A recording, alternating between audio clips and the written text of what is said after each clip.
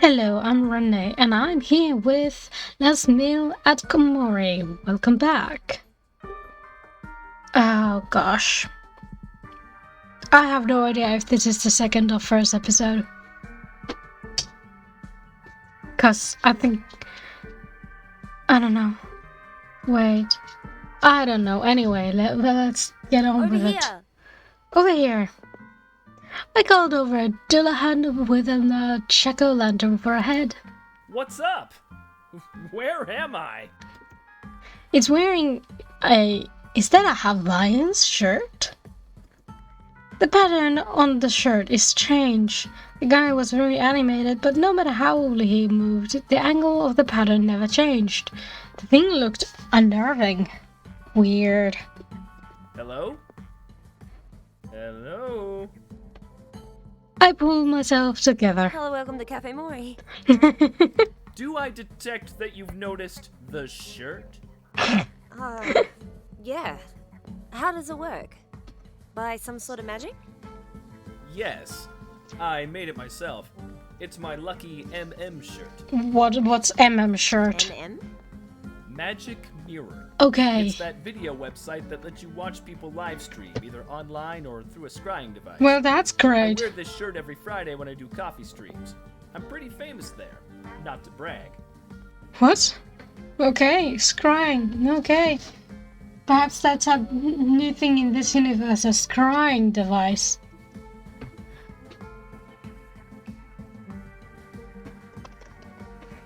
I only understood half of what Dullahan said, but I nodded my head.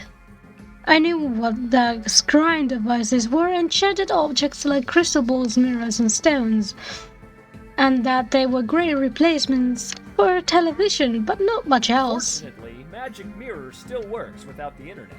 Okay. I did it again, pretending I knew more about Magic Mirror than what this man had just said, and what Mori had mentioned a few weeks ago about discovering it and using it to follow painting tutorials. Like I said, welcome to Cafe Mori. Do you, by any chance, remember the last thing you were up to before arriving? Yes, I was playing archery with my Okay. best friend. He was still learning. I told him, I said, watch where you point that bow and arrow. You'll have someone's eye out in a minute. Your eye. Only joking. No, don't worry. I know how this stuff works. I'm headless, remember? I've already died. I just, came back. How? How did you do that? How you died this time? Well, let's see. I don't rightly know. Okay, that's great. I remember that time works different in Cafe Mori. Perhaps the void has already started erasing people. It was a chilling thought. The jack-o'-lantern-headed man glanced. This is not an ASMR thing, Kitty. Kitty. Glanced over his shoulder, looking over at Mori across the room, where he was talking to another patron. The Dillahan leaned in conspiratorially. So, is he a Grim Reaper or the Grim Reaper? Mori? Yeah, he's deaf. Wow, I didn't get to meet him the first time around. Well, do you want to meet him? Go So ahead. I'm really off to being reincarnated this time. Wow. Can't I just stay here? No. You'll get a penalty for trying to stay in limbo for too long. Okay. That's weird. Oh, what happens? You become You me. don't want to know. Why don't just tell him you get her job or my job? Well, then I guess I'll have to pick being reincarnated then. My name's Jack, by the way. Of course it is. Of course it is. It won't be for long. You're taking my headphones with you, baby. Luckily, I know about the cafe's rules. You want me to pick my Thank dearest you, memory, well then. and I already have one prepared. You're taking my headphones. Thank you for giving them back. I was surprised. Really? Already? Well done. Yep. It was about 2 years ago. Stop that. He began moving his fingers again, as if he was trying to set up a miniature stage out of air. It was during the last days of summer. There's a park that I walked past on my way home from work. And in this park is a swing set. Normally, I'd walk right on past it, straight home. Okay. But on other days, if it felt right and there was no one else in the park, I'd sit down and start swinging. Well, that's kind of I nice. remember it was near the end of summer because the sun was out, but it wasn't burning me. And as I was Don't eat swinging, my I wires, kinda please. felt a little sad because I knew I'd miss doing this again until the next summer. Huh. So I just concentrated real hard on remembering everything about that moment. How blue the sky was. Feeling the wind. I know through my already jacket. what I want to get you. That moment of feeling weightless just before you swing back down. He took the finger to his bumping head. I've got it all recorded here. High definition. He finished standing there with an expression that somehow said, "So, what do you think?" I'm a bit surprised, to be honest. Why pick a memory that's so quiet? If you're famous, why not pick a memory where you're in front of everyone? Don't judge other people's happiest memories. As a Grim Reaper, I wasn't supposed to pass judgment, strictly speaking, but it was the end times. This wasn't normal circumstances. Because I can't just pick a memory for having validation. Take it from someone who spent a lot of time chasing fame. Find validation elsewhere. Family, friends, people you care about. That's nice. Seeking approval from everyone is only going to make you feel exhausted. Mm-hmm. When I was at peace with that, things felt a whole lot easier. I'll bear that in mind if I ever join Magic Mirror. So, that's why I picked that swing set memory. You can't think that life is only worthwhile if you're doing something notable or great all the time. Yeah. Like, I'm glad I'm good at what I do, but if I had to suddenly stop, I'd still be okay with it. There was a time when I wouldn't have been. If that happened to me before, I might have thought, what am I good at now? Am I nothing? No. You are lovable because you're human. Well, humanoid. Well I said. mean, look at me. Aren't I lovable? You're asking the wrong Grim Reaper. Sure, Anyway, mate, sure. I'll go make your request. Sure. The thought of swing seats and blue skies in the last days of summer, I began to work. No discovery, no. Shaking in fear. This is nice. Blue skies and an end of an era. You want this moment to last, but it will pass. Summer is ending, but it will return. And we need an egg,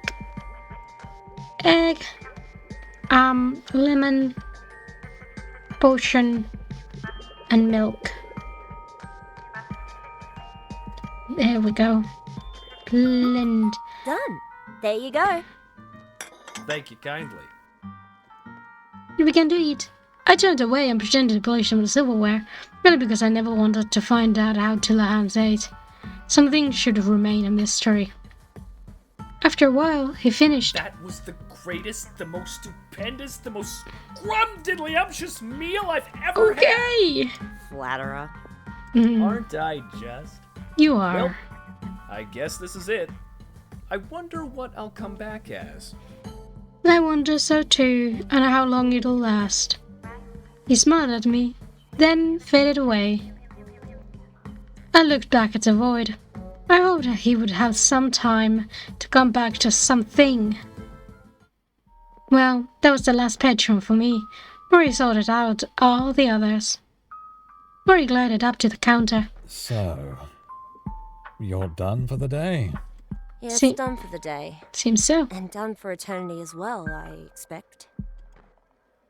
I'm gonna miss this, I realized. I'm gonna miss him. Do you ever think about memory? About how it changes? Memory isn't reliable. So if we're recreating someone else's memory, what if that memory is false? They wouldn't even be aware of it. I think what is important is what they took from the memory. Did it make them happier? Sadder? Did it change them? I guess. Yeah. In the end, it's not about the memory, it's how you feel about it. Like you said. Exactly what you said. I could tell that Mori was pondering deeply. Despite him not having physical eyes, I could feel him staring at me. After a while of considering something, he spoke. Tell me, what stuck with you? Today when you were working, what was your takeaway from those people? That each of these people lived interesting lives. People have gone through some things in life that you can't tell on the surface. Yes. Sonda, I believe. Sonda is a word for the realization that every person's life is as strange and as vivid and as boring as your own. You can hardly say that a person living in the rainforest is as boring as a person living their life as a high school student. Why not? What? I wouldn't agree. I think the high school student can have a very interesting life, as can someone in a rainforest. Can't I? Oh. Shall we put the chairs back up on the tables? Yes. Yeah. We began lifting up the wooden stairs and placing them onto the tables. This has been a ritual for so long, since that fateful day I died alone and scared.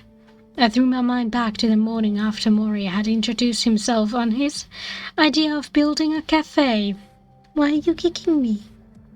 Why are you kicking me? At the time I just saw that Death wanted a project. He seemed very interested in humanity, asking, "What's this? And why?" But I was able to rebuild myself into what I didn't know. Just someone who wasn't scared anymore. I had no idea where this would end up leading to. How many people I would meet, how many lives I would touch, how many strawberries I would blender. How many lives I would touch. I've really helped people, haven't I? And I enjoy it. It fully dawned on me just how many people I've helped along the way, even just a little bit. If I could take every person I had made a last meal for and line them up all in a row, you wouldn't be able to stand at one end and see the final person at the other. I didn't even know all their names, but being able to do this, to talk and blender and listen, it made me happy. Mori floated up to me. He had finished putting the chairs back on, and probably spotted me floating in my own little world. Mori, I know what my most precious memory is. Oh, do we get to make mine? He looked taken aback, like I've wounded him. That's good. Several decades too late, but good. And what is this memory of? This moment. Here. Right now. It's perfect. Mori turned back, look back at the death vortex behind him and then back at me. Well, not perfect, but this moment. I want to capture this moment perfectly. If I could freeze this moment, I would be happy. Aww. Because this is the moment where I realized how important my job is to me. I turned around, looking at the magic blender and the shelves of ingredients I'd spent years using for visitors of Cafe Mori. This is going to be my last job.